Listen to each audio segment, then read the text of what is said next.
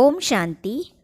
ब्रह्मा बाबा की जीवन कहानी में पिछली कड़ी में हमने देखा कि सभी लोग अज्ञान निद्रा में मूर्छित से पड़े हुए थे और कहीं भी प्रकाश की एक किरण भी दिखाई नहीं देती थी। ब्रह्मा की रात्रि का वह अत्यंत अंधकारमय पल था और आज की कड़ी में हम देखेंगे ब्रह्मा बाबा एक साधारण परंतु विशेष व्यक्तित्व। ऐसे वातावरण में हैदराबाद सिंध में एक निराले व्यक्ति थे जिन्हें लोग स्नेह से दादा कहते थे। उनका पूरा नाम दादा लेखराज था। यो तो वे साधारण थे परंतु फिर भी उनमें बहुत विशेषताएं थीं। यदि कहीं 100 व्यक्तियों के बीच में वो जा रहे हो तो वे सभी से न्यारे और प्यारे प्रतीत होते और झट पहचाने जा सकते थे, क्योंकि उनकी आकृति प्रकृति, उनके कद बूद और व्यक्तित्व में एक अवर्णनीय मनमोहकता थी और उनके व्यवहार में विशेष मधुरता और मृदुलता थी। उनके संबंध में स्नेह तथा सहृदयता थी और उनके स्वभाव में एक चुंबकीय आकर्षण था। उनके नयन बैन, उनका मुखमंडल, उनका विशाल एवं उन्नत मस्तक, उनके बाल, उनकी चाल, उनका रहन सहन, उनका शिष्टाचार और उनकी भक्ति भावना सभी चित्त को चुराने वाले थे।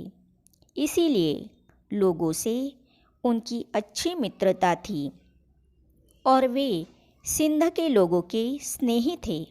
यद्यपि एक मध्यम वर्ग के घराने में उनका जन्म हुआ था, तथापि उन्होंने अपनी व्यवहार कुशलता, व्यापार चातुर्य, ईमानदारी तथा परिश्रम से गिने चुने धनी मानी लोगों में स्थान पा लिया था। ऐसे व्यक्ति संसार में कोई बिरला ही होता है जिससे अपने कुटुंब परिवार के लोग, अड़ोसी पड़ोसी, मित्र तथा व्यापार के कारण संपर्क में आने वाले लोग सभी संतुष्ट हो।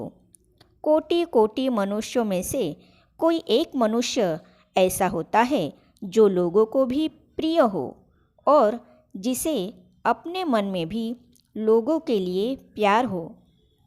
ऐसे व्यक्ति थे दादा लेखराज, क्योंकि वे दूसरों से मिलते जुलते, उनके लिए सुख की साज सामग्री रचते तथा उनसे मित्रता निभाने में बहुत कुशल थे, उदारचित्त थे और वचन के बहुत पक्के थे।